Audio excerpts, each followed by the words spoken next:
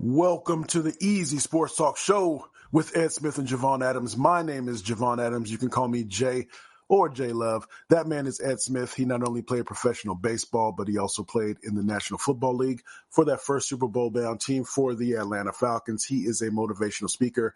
He is an author, and I think I'm about to start getting on his case about starting to write this next book, man. Just at least to plant the seed to get his mind going, the creative juices going, and get some rough drafts going on. But he's the one and only Ed Smith. What is good, my brother? Happy Friday to you, man. Officially passed Halloween last night. The holidays are in our front window now, man. We got Thanksgiving coming up in a few weeks. I'm telling you, bro, this year's flying by. Football season as well. We're already going into week 9. We'll be officially past the halfway point after this coming weekend. Going by too fast. Indeed. And before we get started, I want to say happy birthday to my oldest. Today is his birthday. He is 23 years old. Big Applehead happy boy. Birthday, so Kendrick. Happy birthday to Kendrick Javon Adams. That's how we do it. So let's get into it, man. A couple of things I want to talk about. I want to, of course, look at whether it's the NFL or college football, any games that are on your radar for this upcoming weekend. But the World Series is done, so that's kind of in our rearview mirror now. The Dodgers are victorious. I know you were watching that game. I was doing some stuff, a little bit of ripping and running around that time of that time of day / evening.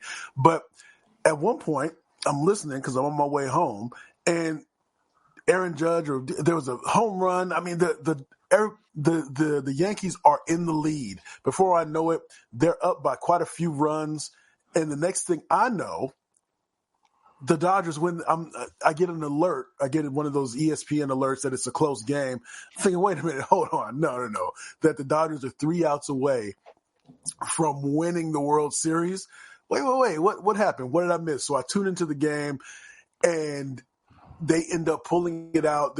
They're in New York City to pull it out. You watch the game. From what I know, in doing a little research, that there was that 5th inning that everything falls apart and it seemed to snowball. So before I want to get your thoughts on the World Series as a whole and your thoughts on, the Dodger season and that type of thing, just that inning and how it all seemed to just slip out of the hands of the New York Yankees to really which really would have made it a series.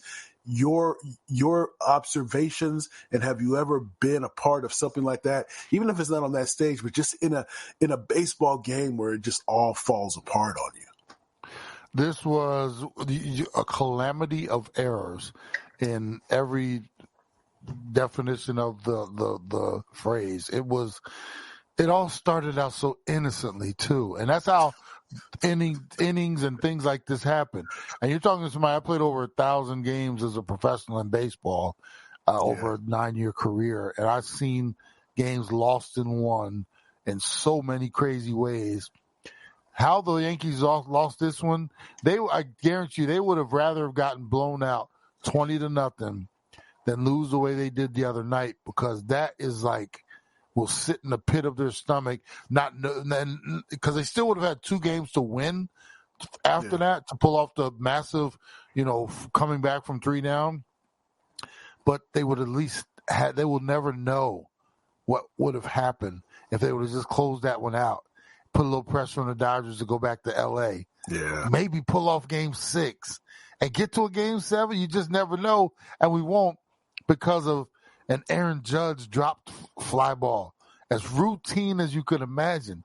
He's made that catch 10,000 times, if not 10,001, sometime probably with his eyes closed. This one time, he just happens to look up with a run on first, take his attention off it that much, and he drops it. And thus the karma started. And it was little things after that. A ground ball between short and third, and they try to go to third and can't pull that one off. And then the pitcher not covering the bag. I mean, it was just one thing after another. And I've been there before, bro. And here's the bad part. I've been the dude that started it off before, where this easy routine ground ball just goes right through your legs. And it's like, no big deal. We're up. We'll get out of this. Even 2 outs. All we need is one more out. And then, boom, something happens. Then something else happens. And the whole time you're sitting there, and it's almost like one of those commercials where the person is standing there and all of a sudden a spotlight is shined. Like everything else goes dark, and then there's just a spotlight on that person in the room. And you can't escape it. The whole time you're standing out there, if you're a judge, you're like, please, somebody. And it never comes back to you where you can get redemption. It's just one thing after another happens. And you're sitting out there and you're saying to yourself, please, somebody just make it out. Somebody do this. And then the next thing happens. And you're standing out there. And then you just get the feeling like everybody's turning around just looking at you like, why didn't you just catch the ball, man? And there's absolutely not. That right there, bro, to watch that happen, they were up 5-0, thinking there's absolutely no way they can lose this game. Go back to L.A.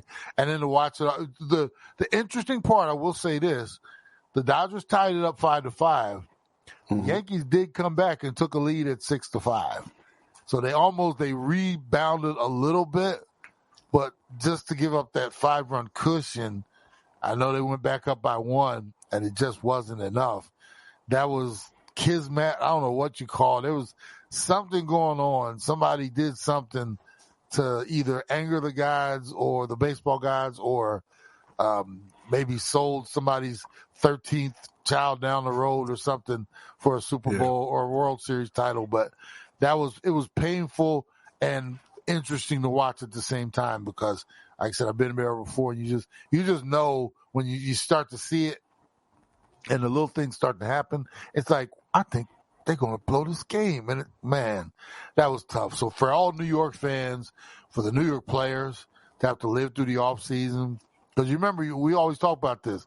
You don't get to start next season where you left off. Yeah. You did that march through the 162 and then all the way through the playoffs, then the Super World Series to get to that point, just to start all over again with everybody. Because you know what?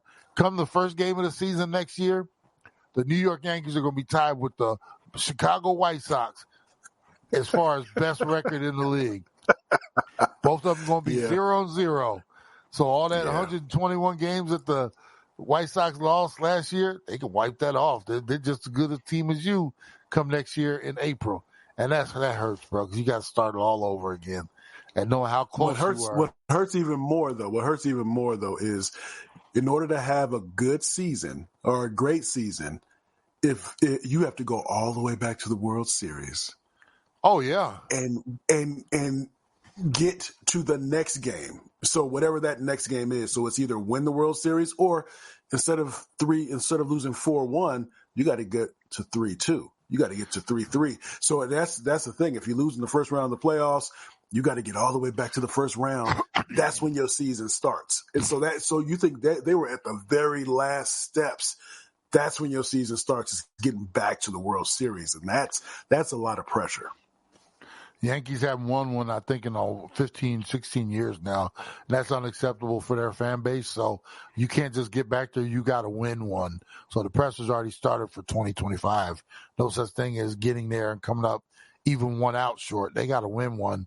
Otherwise, if the heads don't fall this offseason, which I don't think they can because you did just get them to a World Series, but next year for Boone, GM, Cashman, I think he's always safe because he's making all the big calls. But, man, there's a whole lot of things that will be going on, including who's going to be the team that basically backs the truck up for Soto, Juan Soto.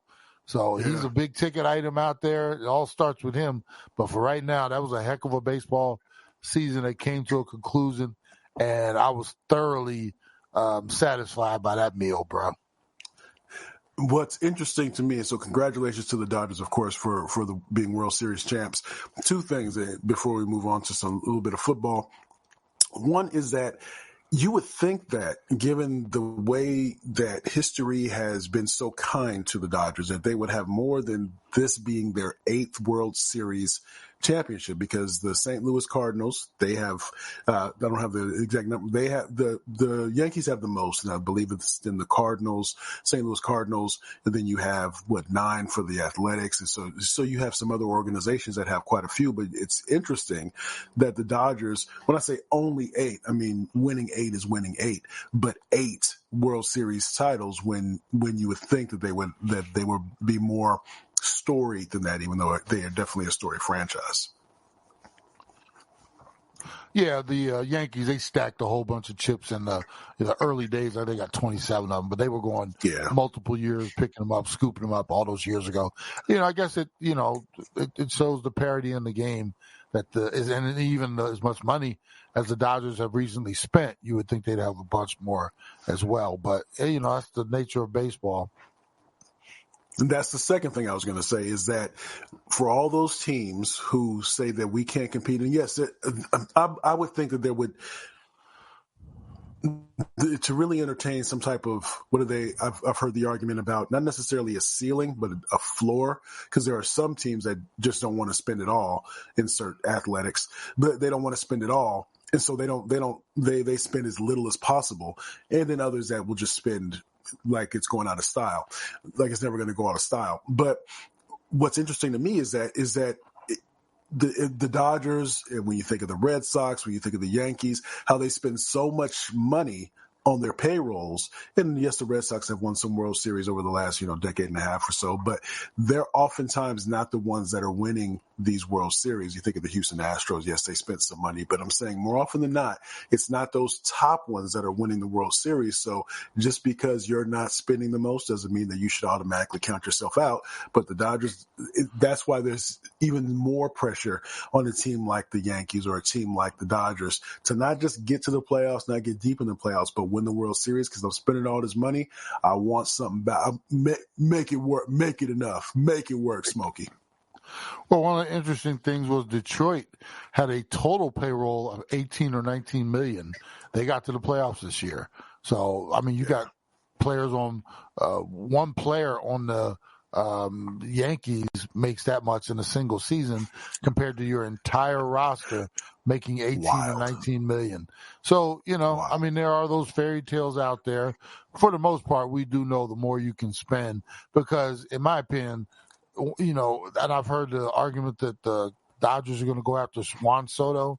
I mean, they must be printing their own money, but because to be able to go out, and I know we've got some deferred contracts and this and that and the other, but how much money are they making where they can go out and add that another? Because Juan Soto, he basically made himself between $500 and $700 million, if you ask me, over the course of his season and this postseason that he just had. And there are only so many teams that could even consider bringing him aboard, but we're talking about the same old names. Your Dodgers, your Cubs, your Yankees, if they can stay in the, the mix there, and, Mets. Other than that, there's not a whole lot of teams that can, that would be even on that short call. But, baseball has become more and more a game of the haves and the have-nots. And it's actually refreshing to see a team like Kansas City a few years ago get a chip, and, whoever else along the way. But, like I said, more than not, it's the teams that spend all the money.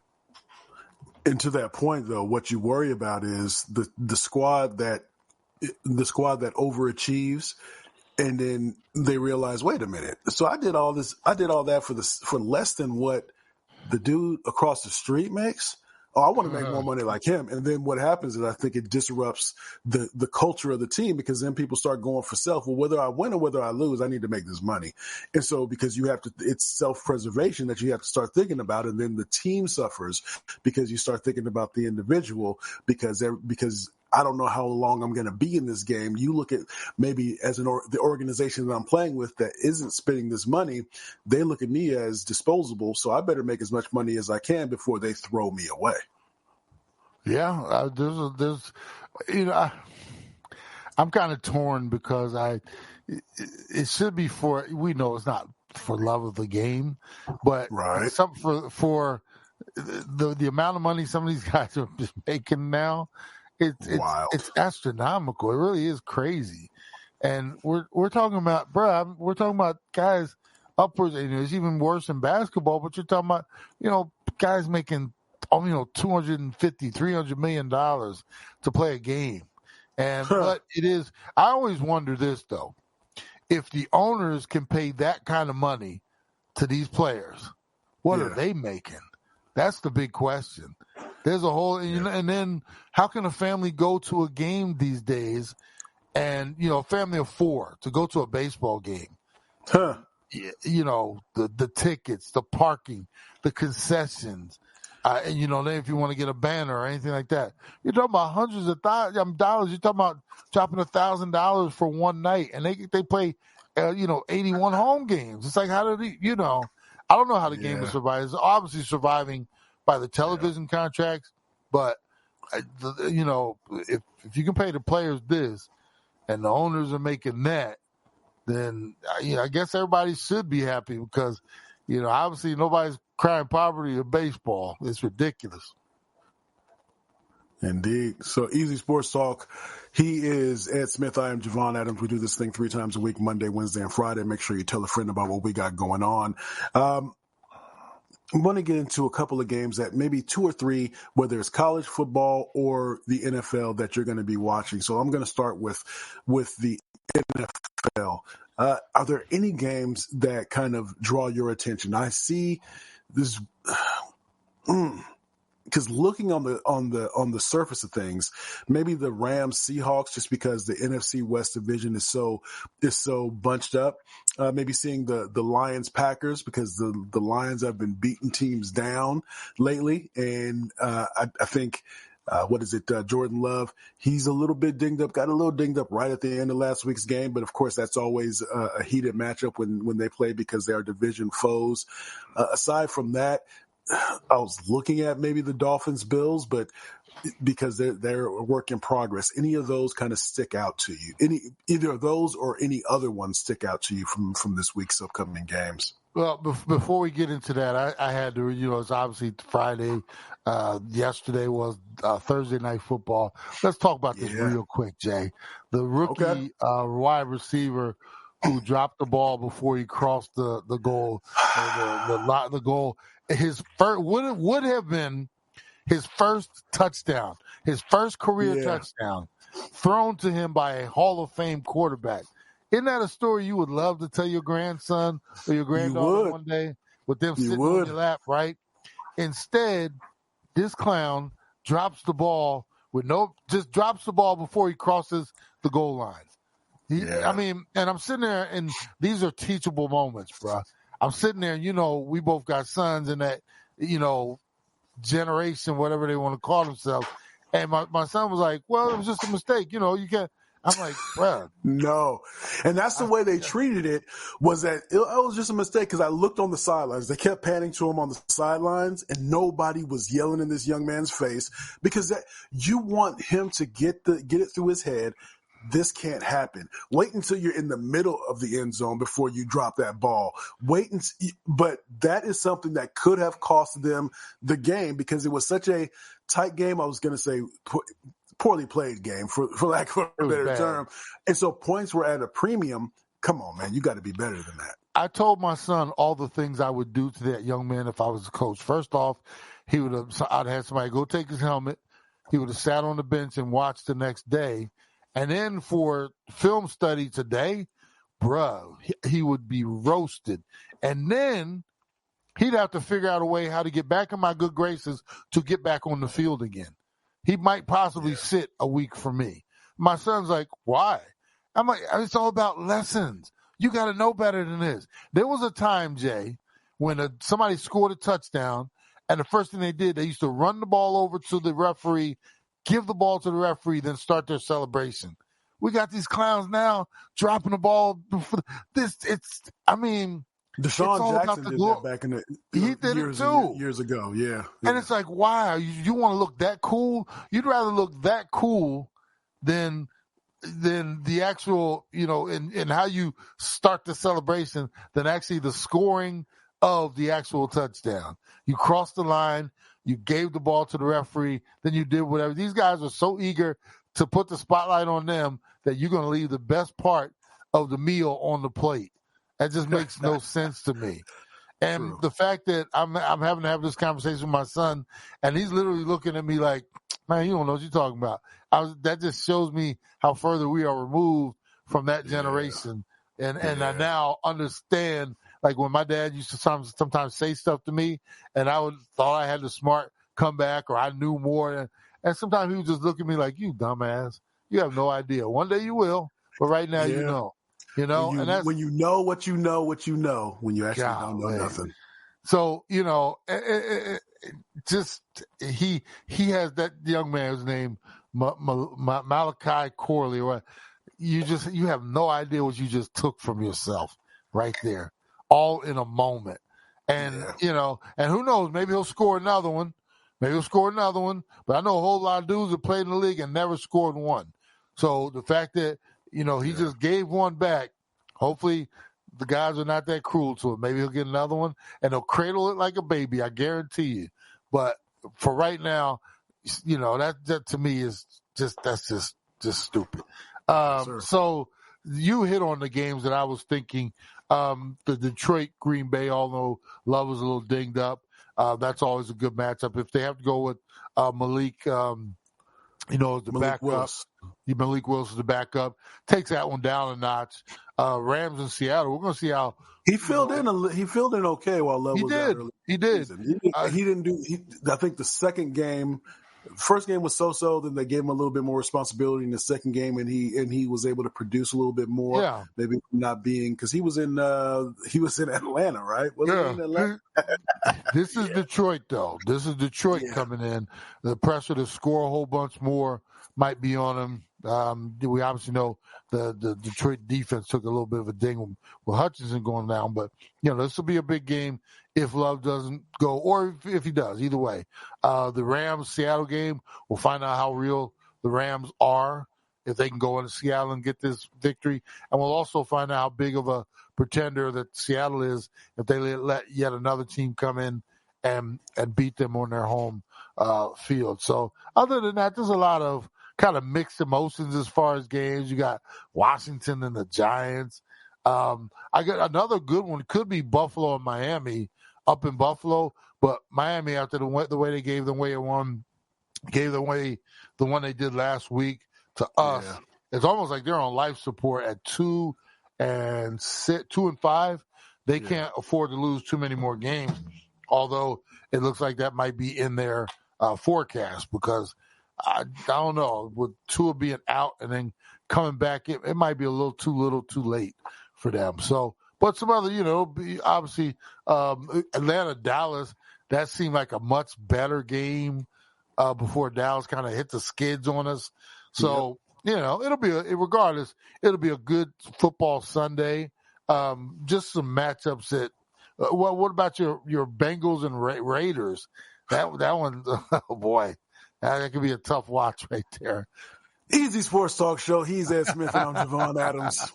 We ain't talking about that right now. We ain't talking about that. So what you did talk about earlier this week is how your lack of passion for college football this season, for whatever reason, it's not curling quite right for you. Having said that, are there any games that might make Ed want to tune in? I mean, I'll just throw a couple out. Penn State, Ohio State. That's the only one on the board for me this week, believe it or not. Okay. Everything else there's some either very blase matchups, or there's not much out there. Because that for me is the only one that really. Oregon going to Michigan, but Michigan's underperforming. They're 5-3, even though Oregon is number one at 8-0. Yeah, Michigan is playing as bad as they have, and not being able to score any points. And this is after Harbaugh. They get the chip. Harbaugh moves on. They've got second tier coaching staff and players right now, because they had a whole bunch of guys moved on to the NFL after that run last year. It just doesn't. They're not the same team, and they don't bring the same fire and energy. That one could be a laugher early. Okay, so Pitt, so maybe Ed will be tuning into a little bit of that. Ohio State, Penn State. And that's for us. It's 9 a.m. out here in the land of the sun. Yeah, and believe it or not, bro, this is to alert all of our people. This is daylight saving time weekend already. Is it this weekend? Yeah, it's this weekend. I didn't realize that either. It's this weekend, which means we'll be back on Mountain Time. Yeah, which is the thing for us. Nobody around the country has to worry about it. They just know they'll either fall back or we spring forward, right? So, of course, falling back.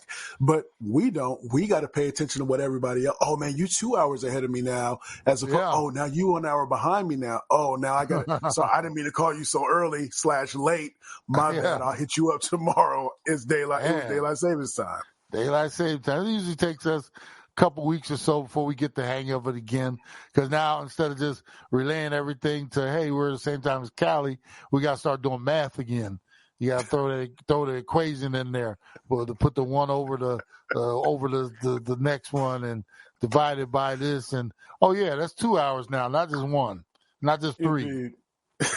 You're a fool. So on behalf of the one and only, before we do that, so on behalf of Ed Smith, I want to let everybody know that we have the Believe in the Arizona Cardinals podcast 2 times a week, every Monday and Thursday or Friday. But we hit you twice a week, so make sure you check that out. Search Believe in the Arizona Cardinals wherever you find your podcast. Again, that's BLEAV in the Arizona Cardinals. If you are not a Cardinals fan, but you know a Cardinals fan, let them know. And then also, promote a little bit of music around here. So I am an MC and I have a new project that is out. It's called MC Sessions. My nom de plume is J-Love, J-L-U-V. Unfortunately, when I was coming up with my name, I didn't realize there are going to be so many other J-Loves in this world. But if you put in J-Love and then MC Sessions, it'll pull up for you. You can also go to jlove.bandcamp.com, jlove.bandcamp.com if you want to download that.